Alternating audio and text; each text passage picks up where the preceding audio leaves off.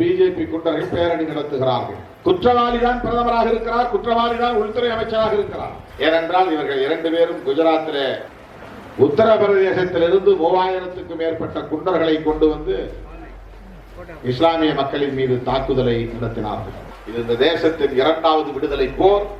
தொடர்ச்சியாக போராடி கொண்டிருக்கிறார்களே என்று மோடிக்கும் அமித்ஷாவுக்கும் அவர்களின் கும்பலுக்கும் மிகப்பெரிய அச்சுறுத்தலை ஏற்படுத்தி இருக்கிறது. சிஏஏவை ஆதரித்து பிஜேபி குண்டர்கள் பேரணி நடத்துகிறார்கள். அந்த பேரணியை தொடங்கி வைத்த கபில் மிஸ்ரா என்பவன் வெளிப்படையாக பேசுகிறான். சிஏஏவை எதிர்த்து யார் போராடினாலும் அவர்களை துப்பாக்கியால் சுட்டுக் கொள்ளுவோம். இந்த மாதிரி திருமாவளவன் பேசிவிட்டு மேடையை விட்டு இறங்கி போய்விட முடியுமா?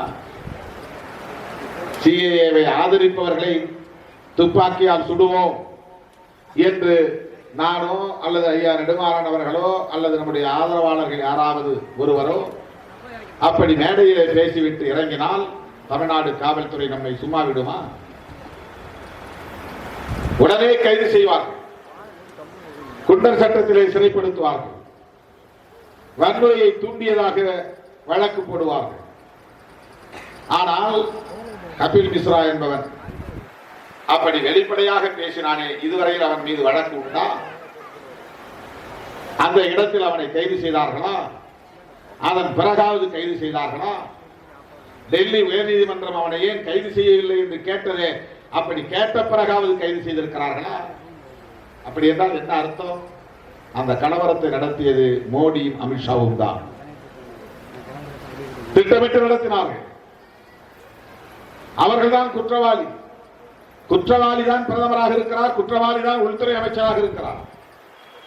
ஏனென்றால் இவர்கள் 2 பேரும் குஜராத்திலே முதலமைச்சராகவும் உள்துறை அமைச்சராகவும் இருந்தபோது நடத்தப்பட்ட வன்முறைதான் குஜராத் வன்முறை. 2 நாள் வன்முறையில் 3000 முஸ்லிம்கள் கொல்லப்பட்டார்கள். கர்ப்பிணி பெண்ணாய் இருந்த ஒரு இஸ்லாமிய பெண்ணின் வயிற்றை கிழித்து வயிற்றில் இருந்த சிசுவை எடுத்து அறுத்து போட்டார்கள்.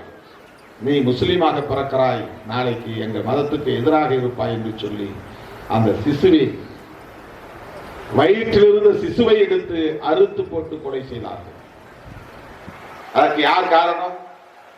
உலகத்துக்கே தெரியும், மோடியும் அமித்ஷாவும் தான் காரணம். குஜராத் முதலமைச்சராக மோடி இருந்த போது, குஜராத் உள்துறை அமைச்சராக அமித்ஷா இருந்த போது எப்படி குஜராத்திலே முஸ்லிம்களுக்கு எதிரான வன்முறையை கட்டவிழ்த்து விட்டார்களோ அதை போலவே இன்றைக்கு டெல்லியில், வடகிழக்கு தில்லியில் முஸ்தபாபாத், ஷிவ் விஹார் போன்ற பகுதிகளில் உத்தரப்பிரதேசத்தில் இருந்து ரவுடிகளை கொண்டு வந்து இறக்கி அங்கிருந்து வருகிற போதே லாரி லாரியாக செங்கற்களை கொண்டு வந்து இறக்கி இருக்கிறார்கள். உருட்டுக்கட்டைகளை, இரும்பு பைப்புகளை கொண்டு வந்திருக்கிறார்கள். தேடி தேடி முஸ்லிம்களின் கடைகளையும் வீடுகளையும் தேடி தேடி தாக்குதல் நடத்தி 100க்கும் மேற்பட்டவர்களை படுகொலை செய்திருக்கிறார்கள். இதுவரையில் 42 பேர் தான் என்று கணக்கு சொல்லுகிறது.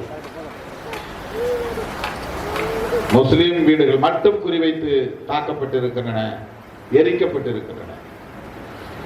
முஸ்லிம் வீடுகளில் இருந்த சிலிண்டர்களை பயன்படுத்தி இருக்கிறார்கள். கார் பார்க்கிங், கார்களை நிறுத்தக்கூடிய ஒரு பரந்த இடம், அங்கு ஏறத்தாழ 30க்கும் மேற்பட்ட வண்டிகள் நிறுத்தப்பட்டிருந்த சூழலில் அந்த பார்க்கிங்கில் இருந்த அத்தனை வண்டிகளையும் தீ வைத்து கொளுத்தி விட்டார்கள். அவர்களின் நோக்கம் அப்படி வன்முறை செய்து ஆயிரக்கணக்கானவர்களை கொலை செய்ய வேண்டும் என்பதுதான். குஜராத்திலே கொலை செய்ததை போல. அப்போதுதான் சாகின்பாக்கில் இருப்பவர்கள் வெளியேறுவார்கள். இந்தியா முழுவதும், மரபுப்பாளையம் உட்பட இந்தியா முழுவதும் தொடர் போராட்டத்தில் ஈடுபடுகிறவர்கள் அஞ்சி நடுங்கி வீட்டுக்கு திரும்புவார்கள். எல்லோருக்கும் ஒரே வன்முறையின் மூலம் பாடம் புகட்டிவிட வேண்டும் என்கிற அடிப்படையில் திட்டமிட்டு நடத்தப்பட்ட வன்முறைதான் அந்த வன்முறை. இந்திய அரசியல் வரலாற்றில் காந்தியடிகளின் காலத்தில் தான் அகிம்சை வழியிலே அவருடைய தலைமையில் தொடர் போராட்டங்கள் நடந்திருக்கின்றன என்று நாம் படித்திருக்கிறோம், கேள்விப்பட்டிருக்கிறோம். தந்தை பெரியார் அவர்கள் கூட அப்படி தொடர்ச்சியாக 14 நாட்கள் 15 நாட்கள் என்று தொடர் போராட்டத்தில் ஈடுபட்டார் என்பதை நாம் அறிவோம். ஆனால் 21ஆம் நூற்றாண்டில் ஒரு அரசை எதிர்த்து நாடு முழுவதும் லட்சக்கணக்கான இஸ்லாமிய பெண்கள் பங்கேற்கக்கூடிய வகையில் அனைத்து மாநிலங்களிலும் இப்படி தொடர் போராட்டங்கள் நடைபெற்று வருகின்றன. 60 நாட்கள் 70 நாட்கள் என்று ஒரே இடத்தில் அகிம்சை வழியிலே தொடர் போராட்டம் நடப்பது வரலாற்றிலேயே இதுதான் முதல் முறை என்பதை நான் தெரிவித்துக் கொள்ள கடமைப்பட்டிருக்கிறேன். இந்திய அரசியல் வரலாற்றிலேயே ஒரு அரசை எதிர்த்து, ஆட்சி நிர்வாகத்தை எதிர்த்து, அவர்கள் கொண்டு வந்த சட்டத்தை எதிர்த்து இப்படி ஆயிரக்கணக்கிலே ஒவ்வொரு இடத்திலும் லட்சக்கணக்கிலே நாடு முழுவதிலும் பகல் இரவு என்று பாராமல் போராடி தமது எச்சரிக்கையை விடுக்கிற ஒரு நடைமுறை இன்றைக்கு மோடி அமித்ஷா கும்பலை ஆட்டி படைத்துக் கொண்டிருக்கிறது. அவர்களை அச்சுறுத்திக் கொண்டிருக்கிறது. அதனால் எரிச்சலடைந்துதான் இவர்களை எப்படி எழுப்புவது, இந்த தொடர் போராட்டத்தை எப்படி முடித்து வைப்பது, நாம் எதிர்பார்த்ததை போல நாடு முழுவதும் வன்முறை வெடிக்கவில்லையே, இந்துக்களுக்கும் முஸ்லிம்களுக்கும் இடையிலே மோதல் வெடிக்கவில்லையே, இஸ்லாமியர்கள் இவ்வளவு கட்டுக்கோப்பாக, கட்டுப்பாடாக, அமைதியாக, அகிம்சா வழியில் கொஞ்சமும் சமரசம் இல்லாமல், சோர்வடையாமல், தளராமல் தொடர்ச்சியாக போராடி கொண்டிருக்கிறார்களே என்று மோடிக்கும் அமித்ஷாவுக்கும் அவர்களின் கும்பலுக்கும் மிகப்பெரிய அச்சுறுத்தலை ஏற்படுத்தி இருக்கிறது. இதனால்தான் டெல்லியிலே, வடகிழக்கு தில்லியிலே ஒரு திட்டமிட்ட வன்முறை வெறியாட்டம். இந்த வன்முறையை பார்த்தாவது இவர்கள் யாரும் இனி உட்காரக்கூடாது, தொடர் போராட்டம் தொடரக்கூடாது, அவர்கள் அச்சத்தால் பின்வாங்கி ஓட வேண்டும், வேறு வகையிலே போராட்டங்கள் இந்து முஸ்லிம் மத கலவரமாக மாற வேண்டும், இதுதான் அவர்களின் எதிர்பார்ப்பு. அதற்காகத்தான் வடகிழக்கு தில்லியிலே உத்தரப்பிரதேசத்திலிருந்து 3000க்கும் மேற்பட்ட குண்டர்களை கொண்டு வந்து இஸ்லாமிய மக்களின் மீது தாக்குதலை நடத்தினார்கள். இஸ்லாமியர்கள் போராடுகிற இடத்தில் எந்த இடத்திலும் ஒரு சிறு வன்முறை கூட கிடையாது. யாருக்கும் எந்த பாதிப்பும் இல்லை.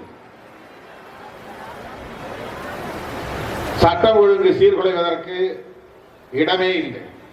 அல்லது வேறு எந்த சமூகத்திற்காவது இதனால் பாதிப்பு நேர்ந்திருக்கிறதா? யாருக்கும் எந்த பாதிப்பும் இல்லை.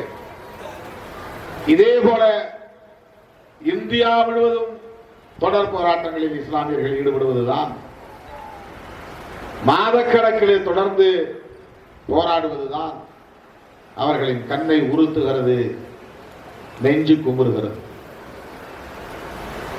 ஆகவே வடகிழக்கு தில்லியிலே உத்தரப்பிரதேசம் காஷியாபாத் என்கிற இடத்திலிருந்து ஏறத்தாழ 3000 மதவெறி பிடித்த குண்டர்களை கொண்டு வந்து இறக்கினார்கள். காவல்துறை தாக்குதல் நடத்த வந்த மதவெறியர்களுக்கு பாதுகாப்பு தந்தது. அப்பாவி இஸ்லாமியர்களுக்கு எந்த வகையிலும் பாதுகாப்பாக இல்லை. அந்த வன்முறையை தடுப்பதற்கு சிறிது கூட முயற்சி எடுக்கவில்லை. டெல்லி யூனியன் பிரதேசத்தின் அரசாங்கம் என்பது கெஜ்ரிவால் அவர்களின் கட்டுப்பாட்டில் இருந்தாலும் டெல்லியில் உள்ள காவல்துறை உள்துறை அமைச்சகத்தின் கட்டுப்பாட்டிலே இருக்கிறது, மத்திய அரசாங்கத்தின் கட்டுப்பாட்டில் இருக்கிறது. இன்றைக்கு தமிழ்நாடு அரசு, தமிழ்நாடு காவல்துறை தமிழ்நாடு அரசாங்கத்தின் கட்டுப்பாட்டில் இருக்கிறது. அப்படித்தான் எல்லா மாநிலங்களிலும் மாநில காவல்துறை மாநில அரசாங்கத்தின் கட்டுப்பாட்டில் உள்ளது. ஆனால் டெல்லியில் மட்டும் அது தலைநகரம் என்பதால் அந்த காவல்துறை என்பது மத்திய அரசாங்கத்தின் உள்துறை அமைச்சகத்தின் நேரடி கட்டுப்பாட்டில் இருக்கிறது. அதனால்தான் தொடர்ந்து 4 நாட்கள் வன்முறை நடந்தது. இந்த இஸ்லாமியர்கள் யாரும் வீதியிலே போய் யாருக்கும் தொந்தரவு செய்யவில்லை, பேரணி நடத்தவில்லை, யாருடைய மனதையும் புண்படுத்தும் வகையில முழக்கங்களை எழுப்பவில்லை, யாரையும் காயப்படுத்தும் நோக்கத்தில் பேசவில்லை. மோடி, அமித்ஷா சிஏஏ வேண்டாம், என்பிஆர் வேண்டாம், அரசமைப்பு சட்டத்தை காப்பாற்றுவோம், இதுதான். இதற்காக எப்படி இவ்வளவு பெரிய தாக்குதல்? ஆகவே அது ஒரு திட்டமிட்ட தாக்குதல், திடீரென்று நடந்த தாக்குதல் அல்ல, வெடித்த தாக்குதல் அல்ல. இப்படிப்பட்ட இந்த வன்முறை வெறியாட்டங்களை எதற்காக கட்டவிழ்த்து விடுகிறார்கள்? சிஏஏ என்கிற சட்டம் இந்தியாவில் வாழ்கிற இஸ்லாமியர்களுக்கு எந்த பாதிப்பும் ஏற்படுத்தாது என்று சொல்லுகிற மோடி கும்பல் எதற்காக கிழக்கு தில்லியிலே, வடகிழக்கு தில்லியிலே இந்த வன்முறையில் ஈடுபட்டது? இதுதான் அதனுடைய பக்க விளைவு. சிஏஏ என்கிற சட்டம் பாகிஸ்தானில் இருந்து சட்டவிரோதமாக குடியேறிய இஸ்லாமியர்கள் தொடர்பானது. ஆம், நாம் இல்லை என்று மறுக்கவில்லை. இங்கே வாழ்ந்து கொண்டிருக்கக்கூடிய பூர்வீக இந்திய முஸ்லிம்களுக்கு எதிரானது இல்லை. அந்த வாதம் சரி, லாஜிக் சரி. ஆனால் அந்த சட்டம் இந்தியாவில் இஸ்லாமியர்களுக்கும் இந்துக்களுக்கும் இடையிலே முரண்பாட்டை உருவாக்கி இருக்கிறதா இல்லையா? இடைவெளியை ஏற்படுத்தி இருக்கிறதா இல்லையா? மோதலை உண்டுபட்டு இருக்கிறதா இல்லையா? யாரை எதிர்த்தவர்கள் ஆதரவு பேரணி நடத்துகிறார்கள்? ஏன் அந்த ஆதரவு பேரணி நடத்த வேண்டும்? நீங்கள் தான் சட்டத்தை 2 அவைகளிலும் நிறைவேற்றி விட்டீர்களே, நிறைவேற்றிய பிறகு ஆதரவு போராட்டம் எதற்கு? சிஏஏ சட்டத்தால் இந்தியாவில் வாழக்கூடிய பூர்வீக குடிகளாக இருக்கிற முஸ்லிம்களுக்கு இப்படித்தான் பாதிப்பு. வடகிழக்கு தில்லியிலே ஏற்பட்டிருக்கிற பாதிப்பு இந்துக்களுக்கும் இஸ்லாமியர்களுக்கும் இடையிலே மிகப்பெரிய இடைவெளியை ஏற்படுத்தி விடுவது. இஸ்லாமியர்கள் பிஜேபி நிரந்தரமான பகையாக கருதினாலும் இனி எந்த காலத்திலும் ஓட்டு போடாமல் விட்டாலும் அது பற்றி கவலை இல்லை என்ற ஒரு முடிவுக்கு வந்துதான் மோடியும் அமித்ஷாவும் இந்த ஏற்பாட்டை செய்திருக்கிறார்கள். பிஜேபிக்கும் முஸ்லிம்க்கும் இடையில் நிரந்தர பகை உருவாகும், பெரிய இடைவெளி ஏற்படும். எந்த தேர்தலிலும் இனி ஒரு முஸ்லிம் ஓட்டை கூட வாங்க முடியாது. இது மோடிக்கு தெரியாதா? தெரியும். அமித்ஷாவுக்கு தெரியாதா? தெரியும். தெரிந்துதான் முஸ்லிம் தேவையில்லை, முஸ்லிம்கள் ஓட்டு தேவையில்லை, முஸ்லிம்களோடு எந்த நல்லுறவும் தேவையில்லை, முஸ்லிம்களோடு இணக்கமாக வாழ வேண்டிய அவசியம் இல்லை என்று வெளிப்படையாக முடிவெடுத்து இந்த காரியத்தை அவர்கள் செய்வதற்கு காரணம் முஸ்லிம் அல்லாதவர்கள் என்று இந்த தேசத்தை மதத்தின் அடிப்படையில் 2ஆக பிரித்தால்தான் இந்தியாவுக்கு இந்துஸ்தான் என்று பெயர் சூட்ட முடியும். இந்தியாவின் அரசமைப்பு சட்டமான புரட்சியாளர் அம்பேத்கர் எழுதிய சட்டத்தை தூக்கி எறிய முடியும். தோழர்களே, முஸ்லிம் வெறுப்பு அரசியலின் மூலம் அரசியலமைப்பு சட்டத்தை தூக்கி எறிந்து விட வேண்டும். இதுதான் அவருடைய அஜெண்டா. அரசியலமைப்பு சட்டத்தை தூக்கி எறிந்து விட்டால் இந்த நாட்டுக்கு பெயரை மாற்ற முடியும், தேசிய கொடியை மாற்ற முடியும், இந்த நாட்டுக்கு ஒரு அரச மதத்தை அறிவிக்க முடியும், இந்த நாட்டுக்கு புதிய அரசியலமைப்பு சட்டத்தை எழுத முடியும், இந்த நாட்டுக்கு புதிய சிவில் கோட். முஸ்லிம்களுக்கு தனி ஷரியத் சட்டம் எல்லாம் கிடையாது. இந்திய நாட்டு மக்கள் அனைவருக்கும் பொதுவான ஒரு ஃபேமிலி லா, சிவில் கோட் எழுத முடியும். இவை அனைத்தையும் சாதிப்பதற்காகத்தான் முஸ்லிம் மீதான வெறுப்பை ஒரு உத்தியாக, அரசியல் உத்தியாக மோடி கும்பல் இங்கே கையாண்டு வருகிறார்கள்.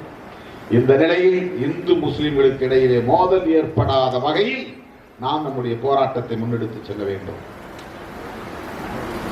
முஸ்லிம் அல்லாத ஐயா பழனிடுமாறன் இந்த மேடைக்கு வந்திருக்கிறார், முஸ்லிம் அல்லாத திருமாவளவன் இந்த மேடைக்கு வந்திருக்கிறார்.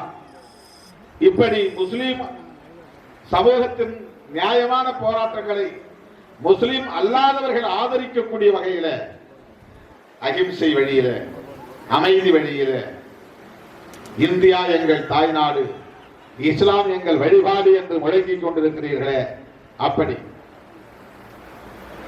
இந்தியா எங்கள் தேசம், இஸ்லாம் எங்கள் சுவாசம் என்று புதிய முழக்கங்களை எழுப்பிக் கொண்டிருக்கிறீர்களே, அப்படி இந்த போராட்டத்தை தொடர் போராட்டமாக நாம் முன்னெடுத்து செல்ல வேண்டிய ஒரு கட்டத்தில் இருக்கிறோம். இது இந்த தேசத்தின் இரண்டாவது விடுதலை போர். இந்த போரில் இப்போது முன்னணியில் நிற்பது முஸ்லிம் சமூகம். முஸ்லிம் சமூகத்தின் வழிநடத்துதலில் இந்தியாவின் இரண்டாவது விடுதலை போர் தொடங்கி இருக்கிறது. இந்த போரில் என்றென்றைக்கும் இஸ்லாமிய சமூகத்தோடு விடுதலை சிறுத்தைகள் உற்ற துணையாய் இருக்கும் என்பதை சொல்ல நான் கடமைப்பட்டிருக்கிறேன். விடுதலை சிறுத்தைகள் கட்சியின் சார்பில் நானும் இன்னொரு நாடாளுமன்ற உறுப்பினர் ரவிக்குமார் அவர்களும் கட்சியின் பொதுச் செயலாளர் சுந்தரை செல்வன் உட்பட 10 பேர் அந்த பகுதிக்கு பார்வையிட சென்றோம். முஸ்தபாபாத் என்கிற இடத்தில் தான் நாங்கள் மக்களை சந்திக்க முடிந்தது. சிவ் விகாரம் என்கிற இடத்தில் மக்களை சந்திப்பதற்காக நாங்கள் சென்ற போது போலீஸ் வந்து எங்களை தடுத்து திருப்பி அளித்து விட்டார்கள். போகக்கூடாது. ஏனென்றால் அங்கே முஸ்லிம்கள் சிறுபான்மை, மற்ற பிஜேபி ஆதரவாளர்கள் பெரும்பான்மை. அங்கு ஒரு வீடு கூட முஸ்லிம் வீடு பாதுகாப்பாக இல்லை. நாங்கள் நின்ற முஸ்தபாபாத் என்கிற இடத்தில் முஸ்லிம்கள் பெரும்பான்மை, இந்துக்கள் சிறுபான்மை. இந்துக்களின் வீடுகள் அத்தனையும் பாதுகாப்பாக இருக்கிறது. முஸ்லிம் தெருவிலேயே இந்து கடைகள் இருக்கிறது. ஒரு கடை கூட பாதிக்கப்படவில்லை. ஒரே ஒரு கடையை கூட முஸ்லிம்கள் கொளுத்தவில்லை, தாக்கவில்லை. ஒரு வீட்டை கூட முஸ்லிம் தெருவில் இருக்கிற இந்து வீடு தாக்கப்படவில்லை. இந்த வேறுபாட்டை எனக்கு சொன்னது அந்த முஸ்தபாபாத் என்கிற இடத்தில் ஒரு இஸ்லாமிய தோழர் தான் சொன்னார். நாங்கள் இங்கே பெரும்பான்மையாக இருக்கிறோம், ஒரு இந்து வீட்டை கூட நாங்கள் தாக்கவில்லை இந்த தெருவிலே. இதோ இந்த கடை, இந்த கடை, இந்த கடை, இதுவெல்லாம் இந்துக்களின் கடைகள் தான்.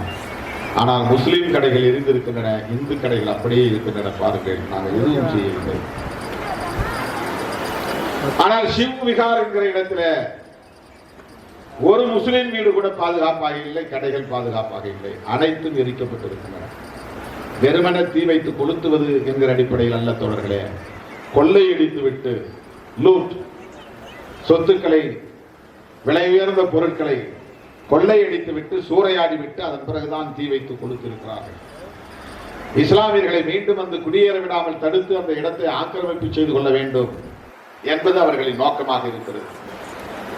டெல்லியிலே சாஹின்பாக் என்கிற இடத்தில் ஆயிரக்கணக்கான பெண்கள் நாள்தோறும் இப்படி காலை முதல் மாலை வரையில் இரவு பகல் என்று பாராமல் அமர்ந்து தொடர் போராட்டத்திலே ஈடுபட்டு வருகிறார்கள். அதனை பின்பற்றி அனைத்து மாநிலங்களிலும் தொடர் போராட்டம் நடைபெற்று வருகிறது. சென்னையில் வண்ணாரப்பேட்டையில் அப்படி ஒரே இடத்தில் அமர்ந்து போராட்டம் நடத்துவதை நாம் அறிவோம். அப்படி ஒரே இடத்தில் தொடர்ந்து போராடுவதை பொறுத்துக் கொள்ள முடியாத, சகித்துக் கொள்ள முடியாத ஆட்சியாளர்கள் காவல்துறையை ஏவிவிட்டு தாக்குதல் நடத்தியதை நாம் அறிவோம். சென்னையிலே வண்ணாரப்பேட்டையிலே அப்படி ஒரு வன்முறை கட்டவிழ்த்து விடப்பட்டது. காவல்துறையினர் தாக்குதலை நடத்தினார்கள். இங்கே வந்ததும் ஒரு தோழர் சொன்னார், வண்ணாரப்பேட்டையில் தாக்குதல் நடந்த அடுத்த நாளில் இருந்து நாங்கள் ஆரம்பித்து விட்டோம். தொடர் போராட்டத்தை நிறுத்துவதற்காக அவன் தாக்கினான். ஆனால் தொடர் போராட்டம் பரவிக் கொண்டிருக்கிறது, தொடர்ந்து கொண்டிருக்கிறது. அதற்கான ஒரு அடையாளம் தான் மகபூப் பாளையம் என்று சொன்னார். முஸ்லிம் அல்லாதவர்களான விடுதலை சிறுத்தைகள் கட்சி இந்தியாவிலேயே ஒரு அரசியல் கட்சி, முஸ்லிம் கட்சி என்ற முத்திரை இல்லாத ஒரு அரசியல் கட்சி லட்சக்கணக்கான இந்துக்களை திரட்டி பேரணி நடத்தியது என்றால் அது விடுதலை சிறுத்தைகள் கட்சி தான். கடந்த 22ஆம் தேதி திருச்சிராப்பள்ளியிலே தேசம் காப்போம் பேரணி நடத்தினோம். நாடே திரும்பி பார்த்தது. சங் பரிவார் கும்பல் மூக்கிலே விரல் வைத்து அதிர்ச்சி அடைந்து உறைந்து போய் கிடக்கிறார்கள். காவல்துறையும் எங்கிருந்து இவர்கள் வந்து கொண்டிருக்கிறார்கள் என்று உறைந்து போனார்கள். அவ்வளவு பெரிய ஒரு மக்கள் திரளை திரட்டி சிஏஏ வேண்டாம், என்பிஆர் வேண்டாம், NRC வேண்டாம், முஸ்லிம்களை தனிமைப்படுத்த விட மாட்டோம், அரசியல் சட்டத்தை சிதைக்க விட மாட்டோம் என்று அந்த மாபெரும் பேரணியில் சூளுரை ஏற்றிருக்கிறோம் விடுதலை சிறுத்தைகள். இது என்றென்றைக்கும் தொடரும். இந்த நாட்டையும் மக்களையும் மதத்தின் பெயரால் பிரிக்கிற சனாதன கும்பலை விரட்டி அடிக்கிற வரையில் விடுதலை சிறுத்தைகள் உங்களுக்கு ஊற்ற துணையாக இருப்போம் என்பதை சொல்லி வாய்ப்புக்கு நன்றி கூறி விடைபெறுகிறேன். நன்றி, வணக்கம். கோவில் உண்டியல்ல பணம் போடுறது பிரச்சனை, ஜோதிகா ஒரு கருத்தை சொல்லிட்டாங்க அப்படின்னு சொன்னா வாங்க இந்துக்கள்லாம் ஒன்றா சேருங்கள்னு சொல்லக்கூடியவர்கள் இவர்களே வாயை திறந்து இந்து மதம் அப்படின்றது ஒரே மதம் கிடையாது, இங்க பார்ப்பனர்கள் வேற, ஜாதிய பிரிவினை இருந்தே தீர வேண்டும் என்று சொல்வதிலிருந்து நாம் புரிந்து கொள்ள வேண்டும். பார்ப்பனர்கள் ஒருபோதும் அனைவரையும் இந்துக்கள் என்று ஏற்றுக்கொள்வதில்லை அப்படின்ற